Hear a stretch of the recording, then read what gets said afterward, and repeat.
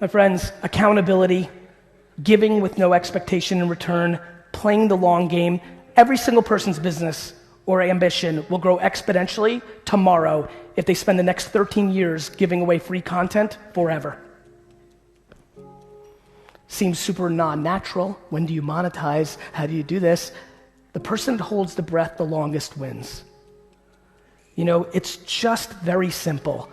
The problem is there's so many people here that are just not patient. And you're not patient. You know, the youngsters aren't patient because they have chips on their shoulder, because they want to prove to mom and dad that they're right and they're going to do it their way. And the second they start doing their process, they've got the pressure on them. They haven't made it yet. This is all about shortcuts versus the long game. I spent the first 13 years of my career building my dad's liquor business for him.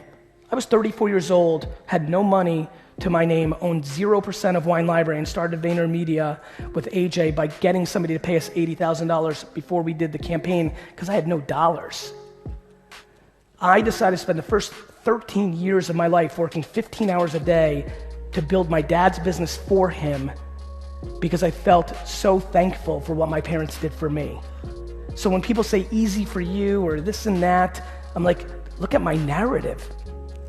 Like, you know, how many of you are not 34 years old? Younger than 34, raise your hands. All of you that just raise your hands, I never made $100,000 a year. Like, think about how much time you actually have. I honed my skills, I learned how to build a business, but everybody's so impatient. Lack of patience and entitlement are the frameworks to why people aren't successful here. I'm talking very heady shit off the gate because before I get to the examples of what you should do on Facebook and Instagram and how influencer marketing's working and where the white space in our industry and voice and Alexa skills and all the shit you know I'm gonna go into in a minute, before I get there, if your fucking mind isn't right, it doesn't matter how you execute. And for the people that are over 45 and above, if you're still trying to get yours, you need to understand that the shit, if you're not satisfied, if you're not where you want to be, you need to understand that you've had time now to play, and the way you've been playing it isn't working. Just important to understand that. Now, if you're pumped and you're awesome, then fucking you won. And by the way, this isn't a money game. If you make $57,000 a year and have the work-life balance that you want, you're happy as shit, you fucking won. I know people making $8 million a year that are fucking miserable and hate their fucking life. And I have friends who make $67,000 a year loving life, 4 softball teams, and fucking love it. It's not a dollars and cents shit. I don't give a fuck how much money you make. Do you feel pumped as fuck when you wake up? Like I do. Like I barely fucking sleep, on these kind of trips, and I can't wait to get over here and talk to you about it because I fucking love it. I love grinding. I love all the fires I had to put out in the green room. I love that we lost an $8 million pitch today. I love it. I love it. I mean it. Because I don't want the stuff. I don't want the stuff. Everybody wants the fucking stuff. You want the stuff because it's closing a gap of insecurity or not happiness. That's what you want. You want nice shit so other people think you're good because you're not confident within your own self. Like, when you start actually figuring out how not to give a fuck about anybody else's opinion for real, and I'm talking about your spouse and your children and your parents that deep, let alone your fucking neighbor or your homie from around the way, shit gets really fucking quiet in here. Shit gets real good in here. And I am desperate to figure out why you feel like you aren't in that place. What is it? Parenting? I get it. I know why. I'm just trying to get you to realize, what are you waiting for to change? The reason I talk randomly about going and visiting retirement homes is because I want you to see what regret and resentment looks like at 90 years old.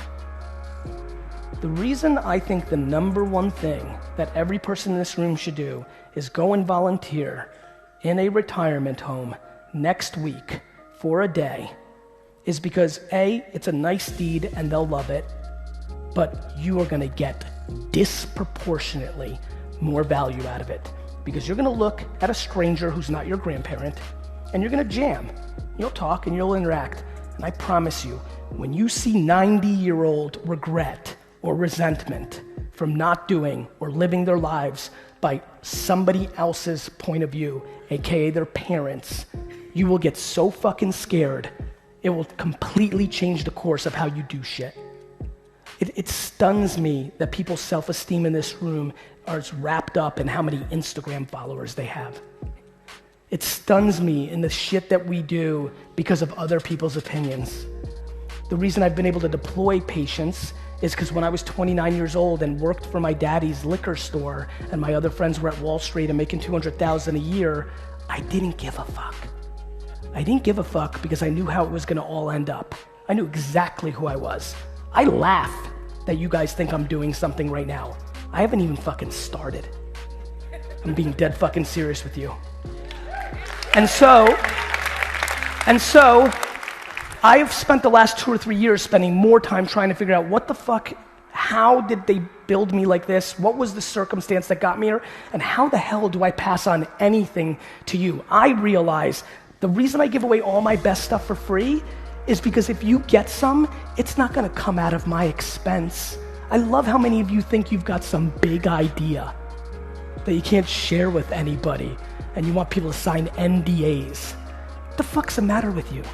Ideas are completely a commodity. I'll give you every idea of every business that's gonna work. I'll give you 1,000 of them in esports and AI and machine learning and blockchain and crypto. And I'll go on and I'll give you everything. I'll give them every single thing.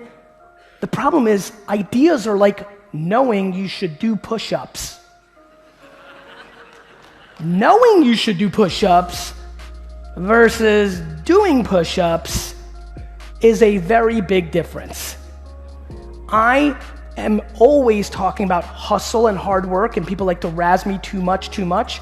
The only reason I talk about that is it's not interesting for me to sit here and tell you to become smarter. Imagine if this talk was like, hey guys, be smarter. There's zero practicality in that. The one guaranteed controllable thing for this entire audience, row by row, is if you work more, more could happen. If you work, I love when people are like, hey Gary, but they raise the hand and accuse, hey Gary, listen, you talk about working hard, but I'm working smart, and that's working. And I'm like, cool bro, but I'm working hard and smart, so fuck you. I don't know if you guys heard, but people are fucking living on this device. Literally, I almost had a heart attack in the green room because I was in the green room, I went to go take a piss, I put my phone down, and it started sliding. My life flashed before my eyes. The thought that this would go into the toilet and I would not be able to have a phone for a day and a half blew my fucking face off my body. This is the single most important, literally, I have a wallet on me. Fuck, I would literally rather somebody come up here, shoot me with a gun, and steal my passport than lose my phone. Why is that? It's because the world runs through this. Now, you may think that's sad because you grew up pre-cell phone. You might think that's sad because you reminisce of the days you had a pager and that was super cool. You may think that's sad because you don't like the kids being on it too much. Or when you go out to dinner, it's not nice that the couple's sitting there and both on the phone. And that's not the way it should be, according to you, Sally. But technology and society doesn't give a shit about how you think it should be. It just does what it does. And it is your job to adjust to the reality of the situation. And the reality of the situation is, if you do not know how to make written words, pictures, or video, or audio sound for the phone that we all hold in our hand across the 10 platforms called Facebook, Instagram, Snapchat, YouTube, LinkedIn, blah, blah, blah, you are irrelevant. Let me make this perfectly clear. If you think Google AdWords and email and direct mail and events and everything else are gonna get you to the next chapter, you will lose. All those things I mentioned work. They're just either priced appropriately or grossly overpriced, while the things I just talked about prior to that are grossly underpriced. If you pay the appropriate price for Google and direct mail, and your competitor underbuys attention on Facebook and Instagram, you will lose. That is how it's always happened. If you're baffled how the biggest companies in the world continue to go out of business, it's because of the thing that I just talked about. And let me tell you what's going to happen over the next 5 years. Because of VaynerMedia, and this is why I strategically did it for many other reasons, we work with Budweiser and Pepsi and GE and the biggest companies in the world. None of these companies are remotely close spending enough money on Facebook. Not even close.